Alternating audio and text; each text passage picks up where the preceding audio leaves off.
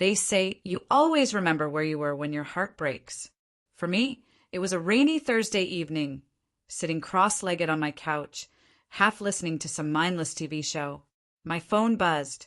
A single message from an unknown number. You deserve to know. Ryan's been seeing Lara behind your back for months.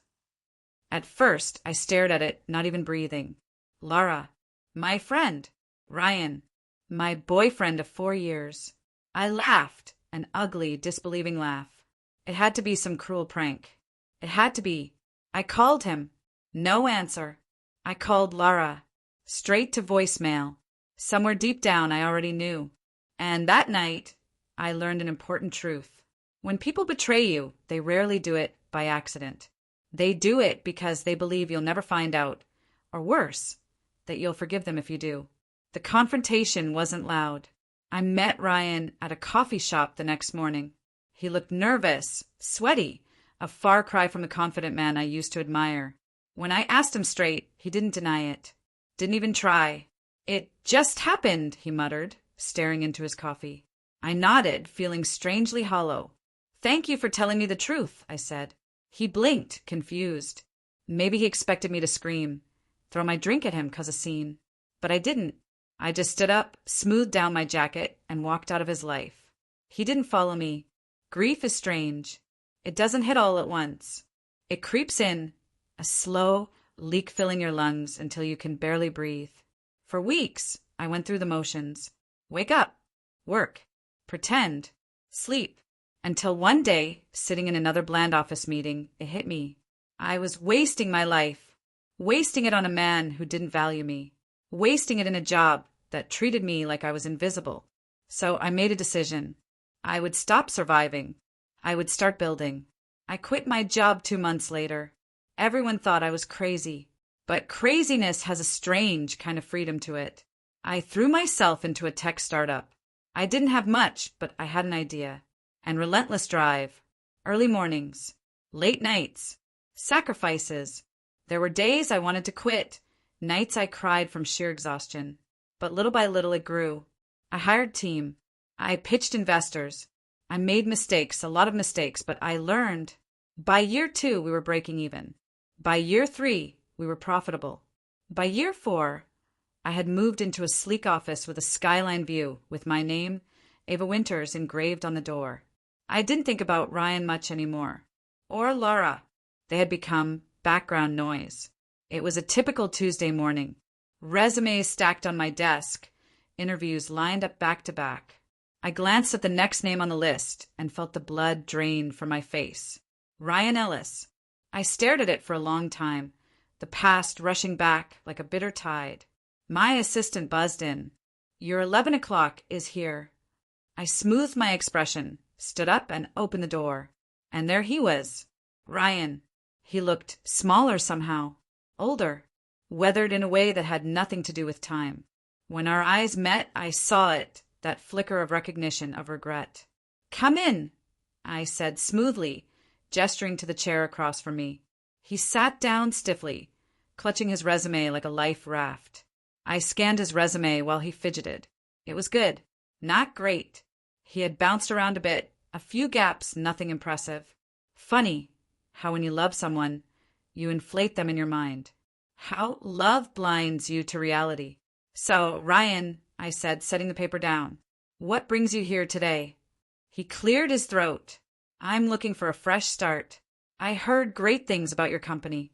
About you. I smiled thinly. I appreciate that. We went through the motions, experience, skills, salary expectations. He answered every question, but his eyes kept flicking to me, searching maybe for a crack, a glimpse of the girl he once knew. He didn't find her, because she didn't exist anymore. The interview wrapped up. I stood, offering my hand. Thank you for coming in, Ryan. We'll be in touch. He stood too, but lingered. He began, voice low. I just wanted to say, I'm sorry. For a long moment, I said nothing. I could have lashed out. I could have told him how much he hurt me. I could have demanded an explanation. But I didn't need any of that. I had already won. I smiled, a real smile this time. Thank you, I said, for showing me who you were. It helped me become who I am. And I meant it. He opened his mouth like he wanted to say more. But I was already walking to the door, holding it open for him. Goodbye, Ryan. He didn't get the job, of course. There were better candidates. There always are. A week later, I stood in my office, looking out at the city, the sun setting in streaks of gold and crimson. I thought about the girl I had been, naive, trusting, small. And I thought about the woman I had become, resilient, fearless, whole. Ryan was just a chapter. A necessary one, maybe. But he wasn't the end of my story. Not even close. I smiled to myself, turned away from the window, and got back to work. After all, I wasn't done building yet. Not even close. Sometimes, without warning, memories would slip in. Ryan laughing as we danced barefoot in the kitchen. Ryan holding my hand in the car, squeezing it at red lights. Ryan whispering promises into my hair when he thought I was asleep. I used to replay those moments like a fool.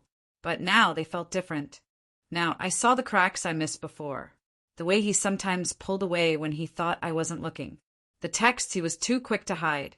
The tired excuses for why he couldn't come to dinner with my family. Love isn't blind. It's just good at making you look the other way. Healing wasn't a straight line.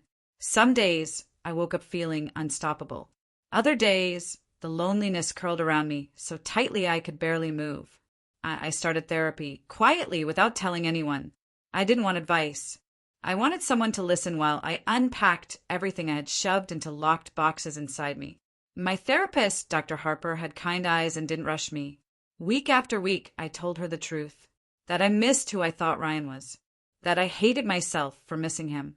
That I wasn't sure I could ever trust anyone again. And slowly, piece by piece, I put myself back together. Not the old Ava. Someone stronger. Someone who chose herself. About 6 months after launching my company, Laura reached out. Of all people, Laura, a simple email. Hey, Ava, I'm so sorry. Can we talk? I stared at the screen for a long time. Once upon a time, I would have said yes without thinking. Out of habit, out of politeness, out of a desperate need for closure. But I wasn't that girl anymore. I didn't need her apology. I didn't need her explanations. And I sure as hell didn't need her in my life. I deleted the email without replying. That felt like power, too. It wasn't just about cutting people out. It was about letting better people in. I reconnected with old friends I had drifted from during my relationship with Ryan, friends who welcomed me back without judgment. I met new people through work, ambitious, passionate souls who inspire me instead of draining me. One evening, sitting on a rooftop bar with my friend Maya, sipping a cocktail and laughing so hard my sides hurt, I realized something simple but profound. I was allowed to be happy again. And happiness didn't have to be tangled up in romance. It could be mine, entirely mine.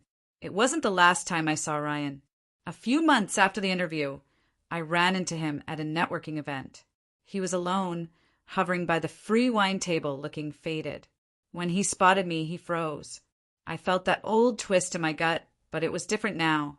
No anger, no longing, just neutrality. I nodded politely. He opened his mouth like he might come over. I turned and walked away, joining a conversation with other founders.